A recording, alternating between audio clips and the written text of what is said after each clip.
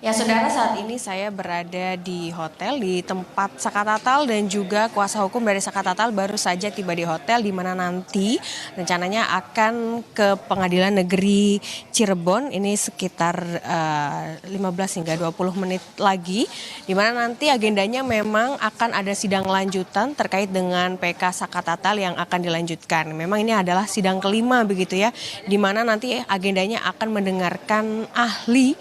Nah, ahli ini memang sebenarnya harusnya kemarin begitu dihadirkan pada persidangan PK Saka Tatal, tetapi karena kemarin terkait dengan waktu ini sudah tidak memungkinkan sehingga satu ahli ini akan dihadirkan pada hari ini. Ini merupakan Dr. Muzakir, di mana Dr. Muzakir ini merupakan ahli pidana yang nanti juga akan memberikan perspektif terkait kasus kematian dari Vina ataupun juga Eki begitu ya, dan apakah dari pihak Saka Tatal ini nanti akan memberikan pertanyaan apa saja. Kami juga nanti akan bertanya langsung dengan kuasa hukum dari Saka Tatal yang saat ini sudah ada di sebelah kami. Ada Bang Farhad Abbas, kita mungkin boleh berdiri ya. Bu Titin juga ada di sebelah kami. Oke, ini Bang Farhad Abbas dan juga Ibu Titin ini yang sudah ada di hotel dan tadi juga sudah bersama Saka Tatal.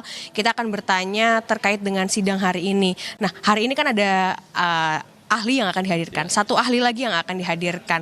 Ini kira-kira apa saja nanti yang akan ditanyakan oleh pihak dari Saka Tatal ke ahli begitu? Bang Farhad dulu mungkin. Yang jelas hari ini adalah hari pakar hukum pidana Profesor Muzakir dari Universitas Islam Indonesia. Ya, di mana tolong diam itu, di mana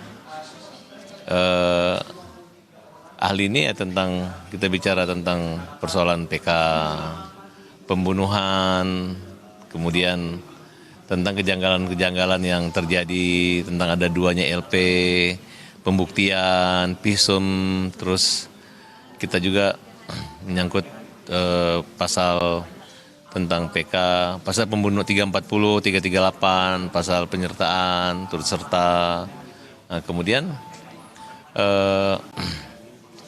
Kalau dari kemarin kan juga sudah ada ahli begitu ya, Bang Farhad dan juga Bu Titin. Ini apakah yang mungkin materi yang akan disampaikan atau perspektif baru dari ahli pidana yang akan disampaikan hari ini tuh cukup sama atau seperti apa? ya tentunya masing-masing ahli ya, ketika kita mendapat tulisan itu diskusi pasti berbeda. Yang jelas penyebab kematian gitu.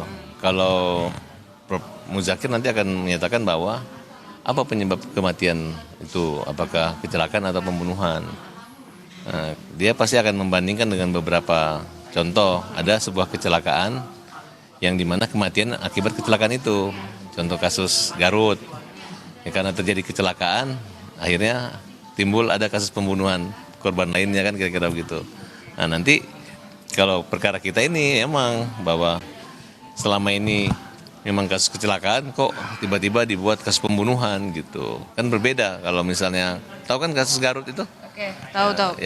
Artinya korbannya belum meninggal kan, tapi karena ingin dihilangkan ya akhirnya dibunuh, kan kira-kira seperti itu. Oke, baik, tapi dari perspektif yang kemarin sudah ahli berikan keterangannya di pengadilan, kalau menurut Bu Titi nih sekarang puas nggak dari kuasa hukum Saka Tatal terkait dengan kesaksian atau keterangan dari ahli yang kemarin sudah diterangkan? Ya sangat puas lah, karena apalagi dari forensik kan, kalau misalnya ada TKP di belakang showroom berarti harus ada darah, harus ada bagian-bagiannya, apakah itu tanah, apakah itu rumput yang menempel di tubuh korban ketika dibawa ke rumah sakit, karena kan ada beberapa TKP gitu. Kalau versinya tuntutan ternyata kan tidak ada bersih dan tidak ada dicantumkan di dalam visum juga, misalnya ditemukan lumpur, ditemukan tanah di bagian tubuhnya, kan nggak ada gitu. Itu tubuh juga bersih, tidak tercantum pula di visum. Jadi sangat puas juga dengan keterangan saksi-saksi lainnya.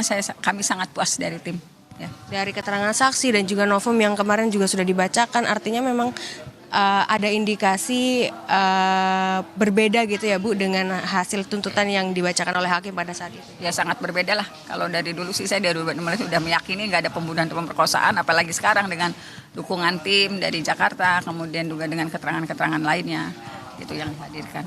Oke, baik. Ini kan saksi hari ini ada satu ya, Bang Farhat, ada dari ahli yakni Dr. Muzakir. Apakah nantinya akan ada saksi lainnya nih yang akan dihadirkan? Memang minta supaya Uya Kuya hadir, tapi nggak tahu kalau hari ini hakim masih memberi kesempatan, kita akan lanjutkan dengan penambahan satu saksi.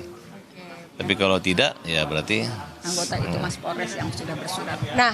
Nah ini aku juga mau tanya, ini terkait dengan kemarin kan Pak Susno juga sempat menyebutkan begitu ya, ada kok dari Polres pindah ke kota gitu. Nah ini apakah dari polisi sudah ada follow up? Karena saya dengar dari pihaknya Sakatatal ini sudah mengirimkan surat undangan begitu untuk Polres agar bisa menjadi saksi di persidangan. Ini bagaimana dari Bang Farhat dulu?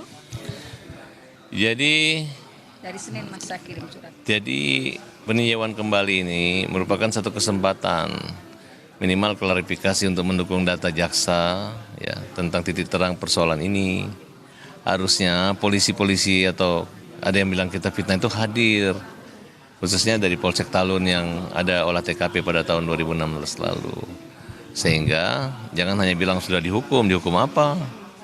Karena korban kita juga sudah dianiaya tapi katanya saling pukul-pukulan, tidak seperti itu. Ayo kita hadir di sini dan nanti kita uji gitu. Yang jelas saya udah bertemu dengan semua lawyer semua ya, mau berdebat, mereka nggak punya itu bukti saintifik crime investigation itu dia nggak punya gitu. Kenapa? Karena mereka itu hanya berdasar keterangan-keterangan aja. Si Dede aja ditanya, kamu kenapa yakin pembunuhan? Karena pengakuan Rudiana, pengakuan Aib dengan Dede aja. Jadi dia seorang polisi nggak bilang oh dari SMS-nya, dari WA-nya ini, dari hasil darah, dari DNA, nggak ngomong kayak gitu. Makanya sangat simpel banget. Makanya saya bilang yang salah siapa? Mereka bilang polisi, jaksa yang salah. Karena jaksa yang P21, ya udahlah, polisi benar, polisi hebat, jaksa. Jaksa juga bilang udah benar juga, jadi yang mana ya? Berarti melalui peninjauan kembali, melalui ya. Tapi saya yakin setelah persidangan ini, jaksa pasti ada satu kesimpulan. Karena walaupun kemarin Peggy bebas, dan kalau dituduh pasal pra-peradilan, dituduh pasal pemerkosaan, nggak akan pernah P21 perkara itu. Kenapa? Karena DNA itu nggak bisa di-take kembali. Karena sumber kegaduhan adalah pernyataan dokter dari Rumah Sakit Polri Indramayu yang menambahkan adanya temuan sperma. Padahal dari kenyataan saksi pembanding kita, nggak ada sperma yang bisa bertahan 10 hari. Nah, Kemarin dari itu dari ahli di luar, kalau di dalam nggak ada, karena sperma itu bentuknya cairan dan dapat didorong dengan cairan, misalnya kencing hilang, misalnya dengan waktu yang lama hilang, nah, misalnya dengan dipencet hilang kalau pada laki-laki, tapi kalau pada perempuan ya kalau dia masuk dia hamil, kalau dia keluar makanya nggak hamil, apalagi pernah ada proses mandi jenazah, nah, kemudian kuburnya udah dimasuk di dalam tanah hampir 10 hari, nah, kemudian pengakuan dari tukang mandi jenazah bahwa diobok-obok sampai dalam. Dari awal tidak ada ciri-ciri pemerkosaan. Kalau ada lawyer yang mengatakan ada darah, ya darah itu pendarahan aktif itu mens. Oke. Ya, mens. Oke, baik. Dan ada pembalutnya. Oke, baik. Dalamnya nggak rusak. Oke. Kalau mengatakan turun 30 itu bukan gara-gara masa ada orang memperkosa Oke. 11 orang digilir. Oke, baik. Oke, siap. Sayang banget nyimpan pembalutnya gitu. Oke, baik. Tapi kita mungkin akan fokus ke sidang hari ini lagi ya. Bagaimana dengan saksi Bu Titin tadi kan sudah disebutkan bahwa dari pihak dari Sakatatal ini sudah mengirimkan undangan agar dari Polres ini datang untuk menjadi saksi. Apakah itu sudah ada tanggapan dari Polres? Saya kirimkan surat itu hari Senin. Saya sendiri yang kirimkan supaya sampai ke tangan yang bersangkutan. Hari Senin saya datang ke Polres Sumber, saya disampaikan 2 surat. Untuk anggota yang ada di sana, saya sampaikan 2 surat ke anggota Polsek Talun, saya suratkan 1 surat ke Kapolres Cirebon Kota. Nah, dari 5 surat itu sampai hari ini tidak pernah ada jawaban.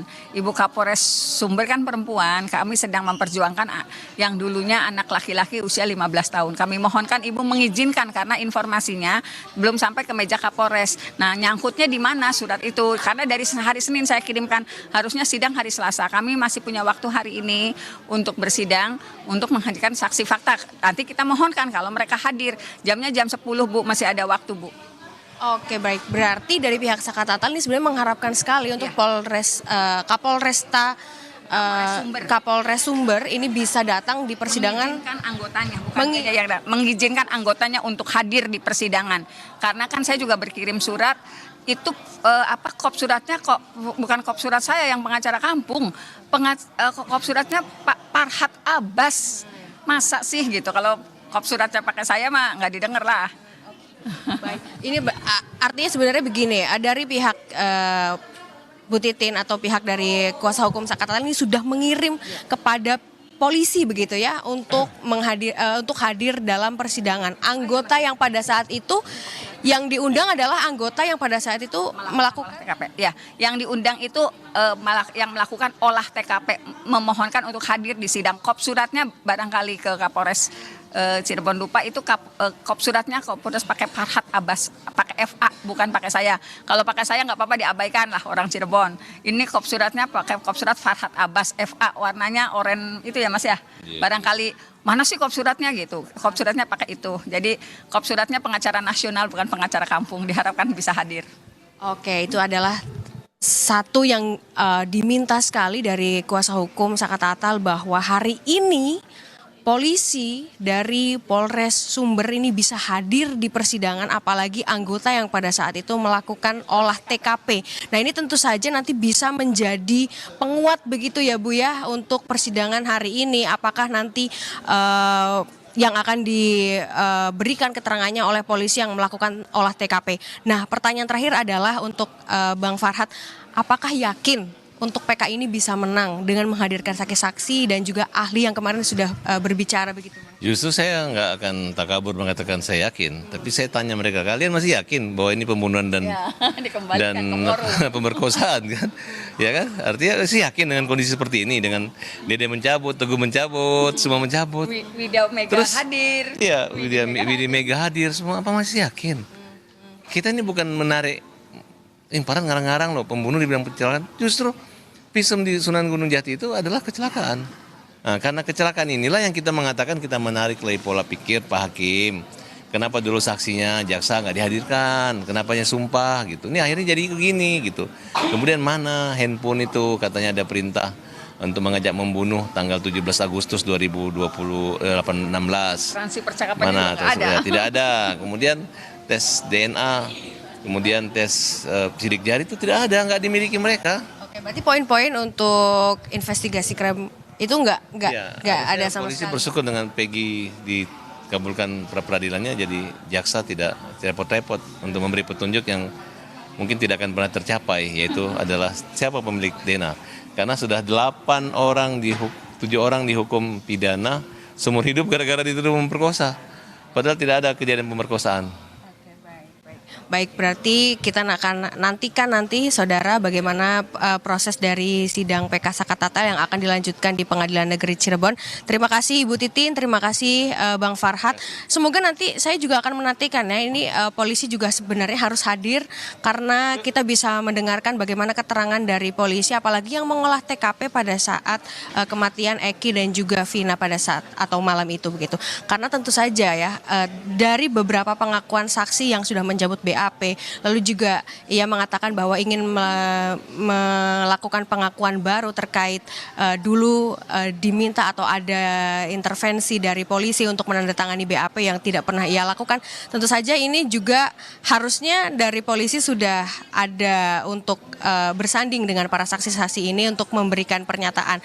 Atau tadi yang disebutkan Bu Titin bahwa untuk polisi ini sebaiknya hadir untuk bisa mengklarifikasi ataupun juga memberikan keterangan bahwa memang jika polisi tidak melakukan penganiayaan kepada Sakatatal ataupun juga 7 terpidana lainnya yang kini masih berada di penjara. Nah untuk saat ini kita masih menunggu karena baru saja Bang Farhat Abbas bersama dengan Titin, kuasa hukum dari Sakatatal ini sudah mulai bersiap. Sebentar lagi kita akan menuju ke Pengadilan Negeri Cirebon untuk melihat atau mendengarkan proses dari sidang PK Sakatatal. Hari ini ada satu ahli yang akan dihadirkan, di mana tadi juga saya sudah melihat, yakni Dr. Muzakir yang nantinya akan memberikan perspektif baru terhadap kematian Eki dan juga Vina. Tentu meskipun dari ahli ini belum mengatakan apa saja yang nanti mungkin akan diterangkan begitu ya.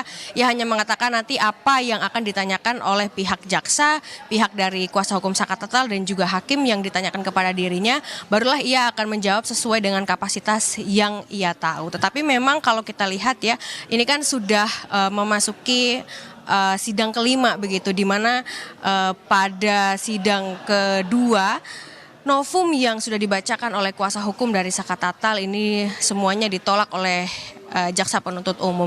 Dan kita akan lihat bahwa untuk hari ini seperti apa jalannya persidangan dan apakah sidang PK Tatal ini akan masuk ke Mahkamah Agung. Kembali ke Anda.